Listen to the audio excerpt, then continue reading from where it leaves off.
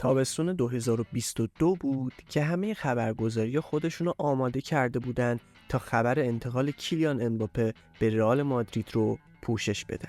ولی در یک اقدام خیلی عجیب و غیر منتظره کیلیان امباپه قراردادش رو با پاریس تمدید کرد. اما ماجرای ستاره فرانسوی و رئال مادرید به همینجا ختم نمیشه و خبرها حاکی از اینه که رئال مادرید میخواد دوباره به جذبش اقدام کنه. در این ویدیو به حواشی امسال ستاره فرانسوی پاریس سن ژرمن و رئال مادرید میپردازیم. ماجرای کیلیان امباپه ستاره فرانسوی پاریس سن ژرمن با رئال مادرید تمومی نداره.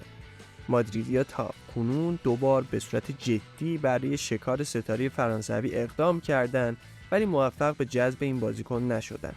در جدیدترین خبر در این زمینه رامون آلوارز خبرنگار اسپانیایی اعلام کرد کیلیان امباپه با فلورنتینو پرس رئیس باشگاه رئال مادرید تماس تلفنی داشته و از اون به خاطر رفتار خودش در تابستون گذشته عذرخواهی کرد.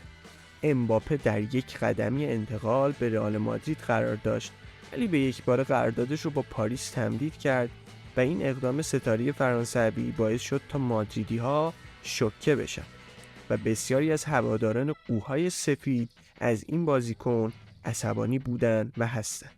اما به نظر میرسه عذرخواهی امباپه از باشگاه رئال مادرید باعث شده تا انتقال این بازیکن به برنابئو فاز جدیدی به خود بگیره. امباپه به توصیه مکرون رئیس جمهور فرانسه در پاریس موندگار شد ولی این بار تصمیم نهایی خودش رو به ترک پاریس گرفته و میخواد به هر نحوی راهی رئال مادرید بشه و جام قهرمانی اروپا رو بالاخره تصاحب کنه.